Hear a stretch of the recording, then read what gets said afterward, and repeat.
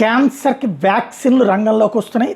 తాజాగా ప్రపంచపు మొట్టమొదటి mRNA lung cancer vaccine BNT116 ఇప్పుడు టెస్టింగ్కి వెళ్ళింది. క్లినికల్ ట్రయల్స్ ప్రారంభమైనవి. ప్రపంచంలోని 7 దేశాలని ఇందుకోసం ఎంపిక చేశారు. 7 దేశాల్లో మొదటి దశలో జంతువుల మీదన, రెండవ దశలో మనుషుల మీదన ప్రయోగాలు చేస్తారు. ఇది non small cell lung cancer NSCLC the most common type of lung cancer మీదన దీన్ని సీరియస్గా దృష్టి సారించారు.